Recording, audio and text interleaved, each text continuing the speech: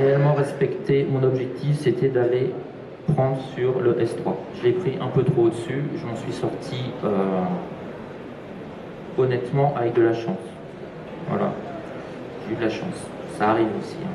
Donc là, c'est l'ordre que j'ai essayé de choper à 8300. Comme on a une connexion un peu lente, le temps que j'appuie sur le bouton, c'était déjà reparti. Donc en fait, je l'ai eu... non, pardon, je l'ai eu à... Je l'avais normalement en dessous de 8300. On est tombé à 8299. J'ai pris, bon, connexion un peu lente. Donc sur le rebond, je l'ai eu à 8300 et je me suis fait 4 points. Donc à 10 € le point sur le mini-contrat 5. Ouais, sur le DAX mini-contrat 5 €, j'en prends 2, 10 € le point, ça fait 40 €. D'accord. Ça, c'est une optique du scalper. Je prends mes gains extrêmement rapidement. Alors, mon camarade prend ses gains un peu plus tard que moi, et donc il réalise de meilleurs gains. Mais j'ai eu trop souvent des positions gagnantes où j'ai gagné 10, 15 € qui sont finis à moins 50 €, moins 60, moins 70 € parce que j'attendais trop longtemps. Donc maintenant, je fais du scalping extrêmement agressif. Je rentre dedans. Dès que j'ai 2, 3, 4 points, je clôt. 40 € pour moi, c'est un beau trade. Combien de secondes pour ce trade? Alors là, par contre, à peu près de mémoire. alors là, ça a dû durer moins de 5 secondes. Voilà. C'est reparti. C'était 8 secondes hein, tout à l'heure pour Stéphane, 5 secondes. Donc, ouais, on va... Je peux vous ressortir, je peux te ressortir un ordre historique que j'ai fait en 2005. Il n'a même pas duré la seconde.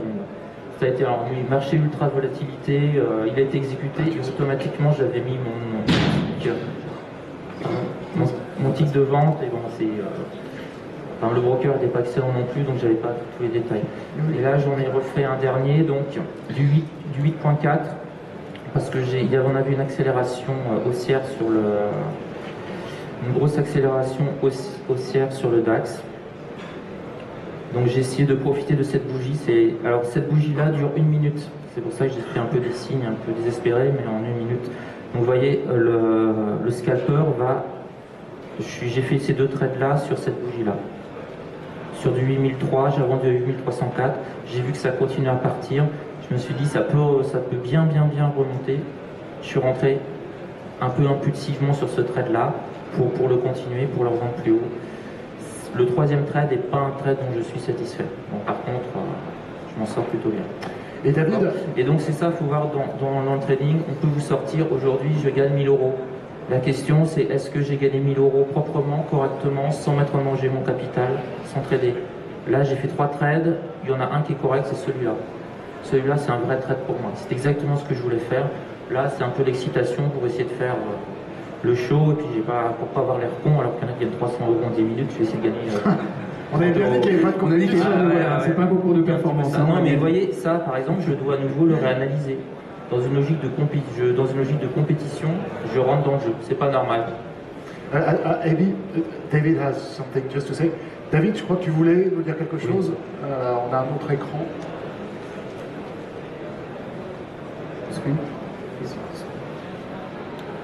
Voilà, alors je voulais un peu reprendre la parole parce que comme on l'avait dit ce matin, j'ai pris une position tôt. Je l'ai conservé au maximum pour pouvoir un peu vous montrer les choses. Rappelez-vous que sur ce graphique, donc, ce graphique mesure en fait la performance de chacune des devises ici, donc le dollar contre l'ensemble des autres devises, l'euro contre l'ensemble des devises, etc. etc.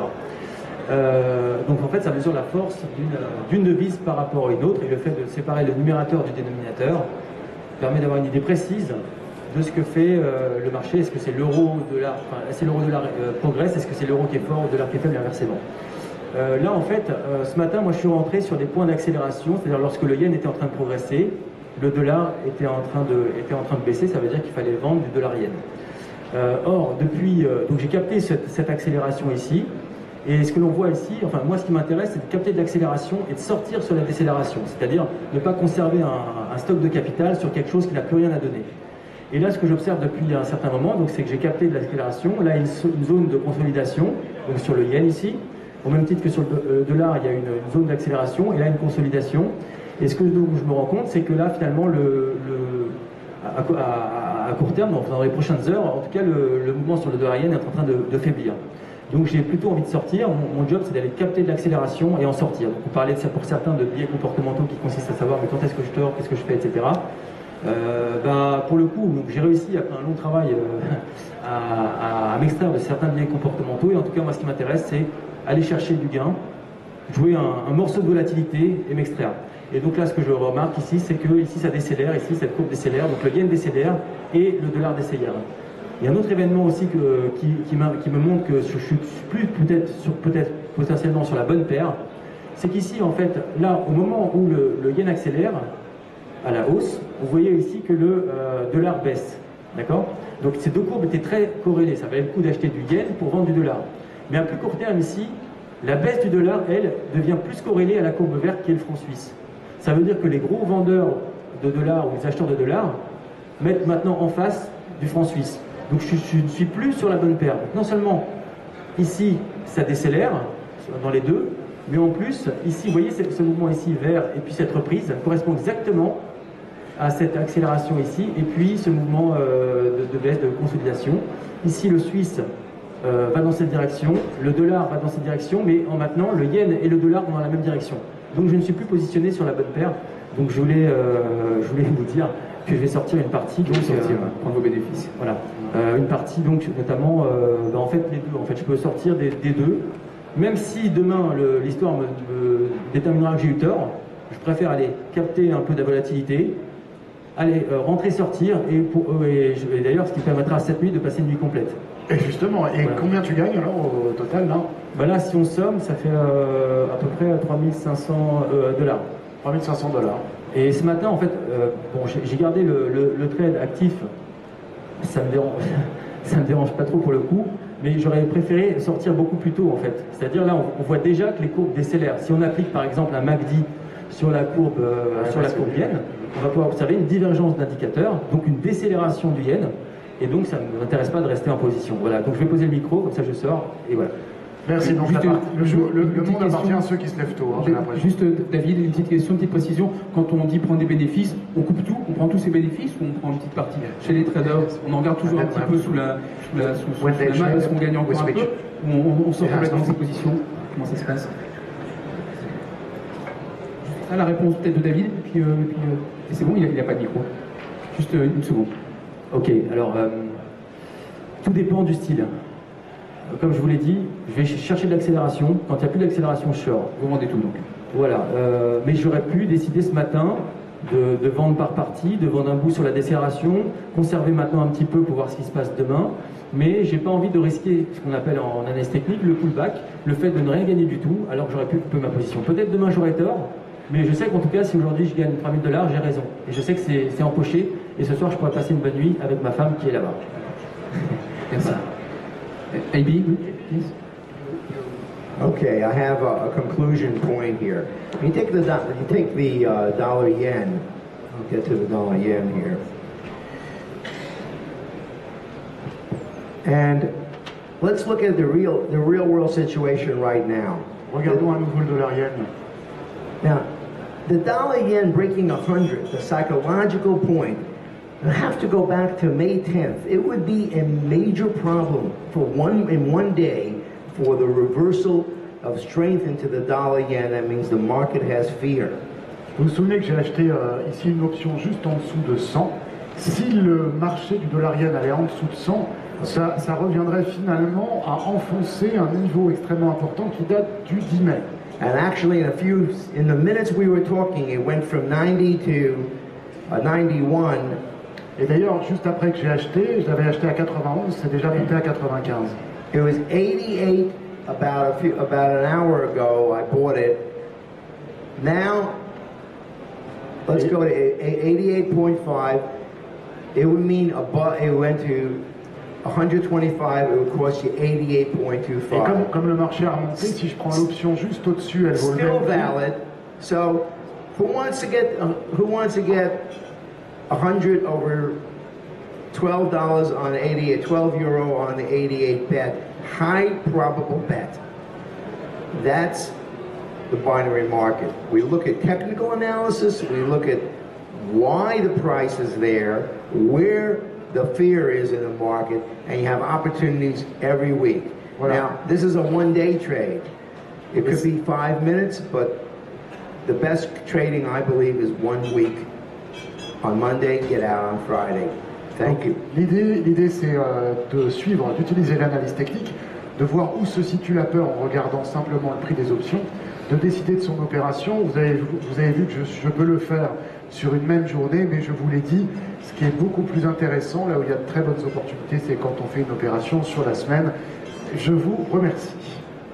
On passe Merci, à l'autre thank you. côté. Maintenant, on vient de prendre connaissance, effectivement, on a bien compris qu'il y a des méthodes de trading différentes, on a chacun ses règles différentes, il faut s'y tenir. Benoît, je vous rappelle, on n'est pas là pour la performance, si je fais des blagues.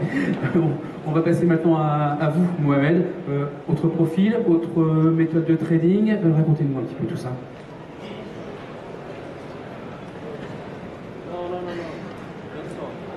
Oui, ça marche? Ouais, c'est bon. Bonjour. Donc, je traite depuis quelques années maintenant, ça va faire 20 ans. J'ai commencé comme certains de mes confrères en étant étudiant. Donc, on peut considérer que je suis un autodidacte, même si j'ai travaillé quelques temps en salle de marché. Actuellement, j'ai tendance à m'écarter légèrement du marché. On a eu à faire un joli rebond ces derniers mois, mais malheureusement, je pense que la hausse est de courte durée, vu les problèmes des banques centrales auxquelles elles sont confrontées actuellement. Donc, j'ai tendance à me diriger vers le marché des devises, et je m'écarte donc des marchés actions à très court terme. Donc pour aujourd'hui, malheureusement, concernant les marchés actions, on a affaire à une tendance qui est relativement lourde, donc on n'assiste à aucun rebond technique intraday. Donc a priori, ça va être compliqué d'ouvrir des positions dans le sens du mouvement, donc à la baisse. Donc je pense être un spectateur passif. Voilà, pour aujourd'hui, j'ai pas beaucoup d'éléments à apporter.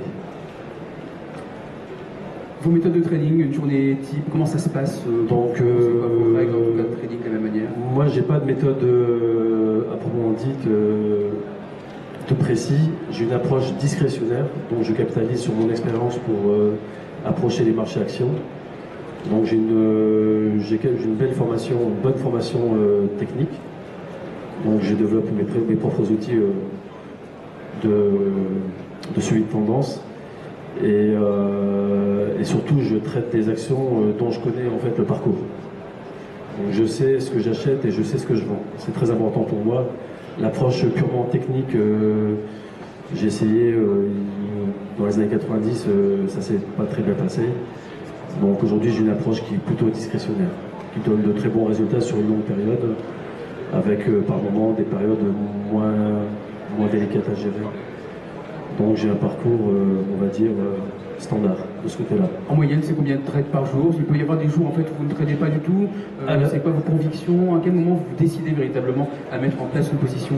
Donc là, ces dernières 48 heures, je suis short depuis quelques jours. Donc j'étais short via le BX4 ces dernières heures. Et également short sur le dollar yen. Donc cette nuit, c'est pareil. Ce matin, j'ai eu la chance de me réveiller à 7h30, donc j'ai pu passer les ordres de vente au moment où ça commence à décrocher, puisque vers 3h du matin, on était remonté à 103,50 sur le yen. Donc c'était un peu tendu, là on avait la possibilité de faire un nouveau top sur le dollar yen. Et donc il y avait effectivement des signaux avant-coureurs de retournement hier et avant-hier. Et finalement, ça s'est très bien passé. Donc là, mon approche, elle est... combien de temps je passe? Donc actuellement, depuis l'éclatement de la bulle financière, depuis Lehman Brothers en 2008, depuis la nouvelle politique des États concernant les marchés financiers, notamment au niveau de Bâle 3, on assiste à un assèchement du marché action en Europe. Donc les marchés actions ne traitent plus de la même manière depuis quelques années.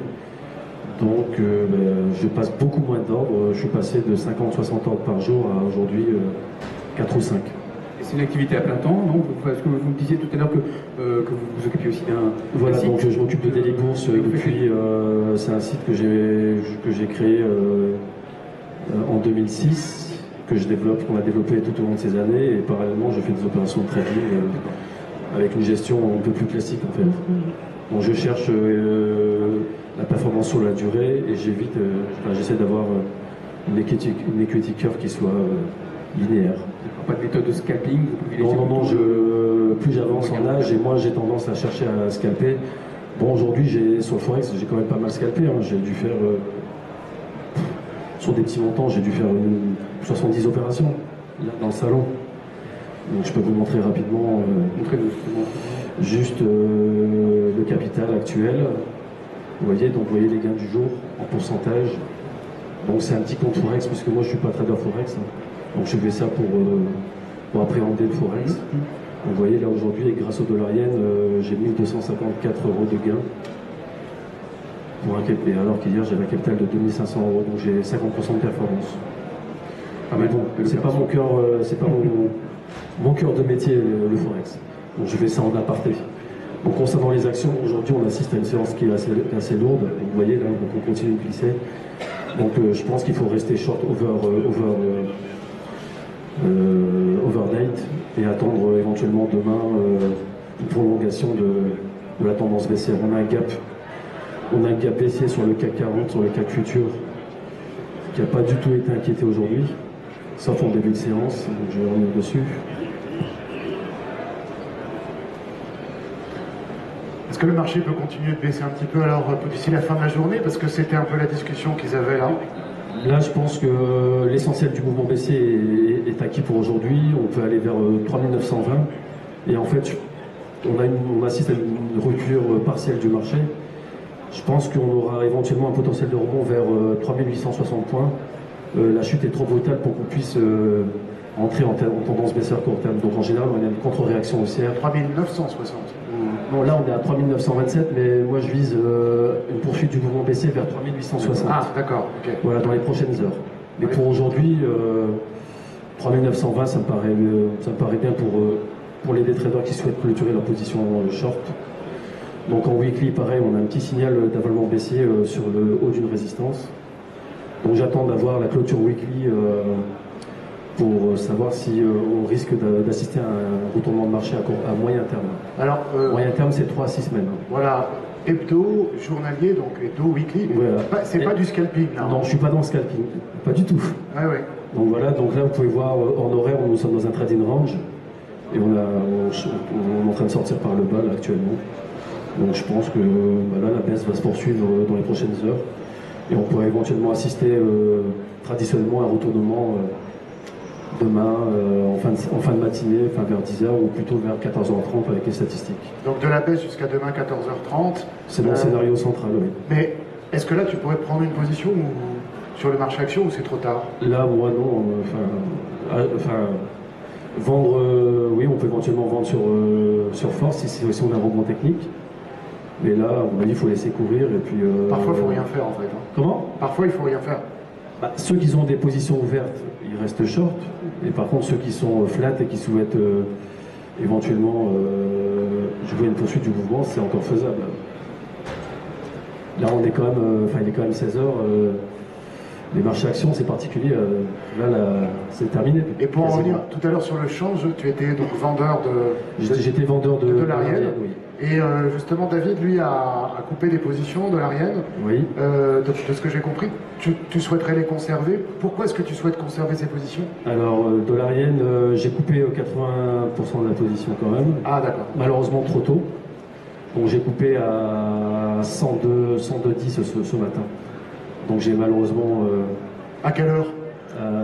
Pas à 7h30, à 8h10.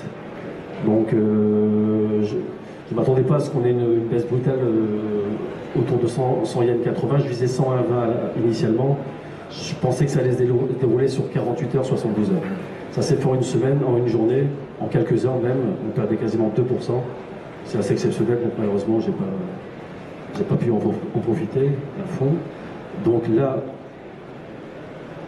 à très court terme, sur le dollar yen, attendez, c'est là je surveille aussi la UD-USD. Il est fermé.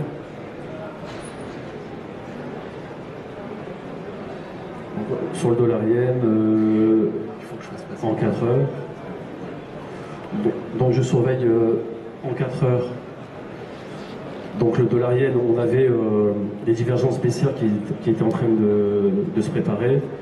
On a eu, suite à l'accélération hier en fin d'après-midi, après l'intervention de Greenspan, Bernanke, on a fait un nouveau plus haut et ensuite ça s'est retourné et la divergence a été validée et cette nuit on a cassé le seuil technique là autour des 102 yens 60. Donc c'était sur ce seuil rouge que tu rachetais une partie de tes positions? Non, un peu plus bas en fait. Un peu plus bas, d'accord. À l'horizontale, support horizontal. Sur l'horizontale, d'accord. Et là en 4 heures, apparemment, on peut éventuellement voir un rebond jusque 102 yens 10. Donc là, le graphique 5 minutes, je le surveille, le canal haussier 5 minutes, je le surveille. Donc soit je short sur cassure, soit j'attends le test de la borne haute pour viser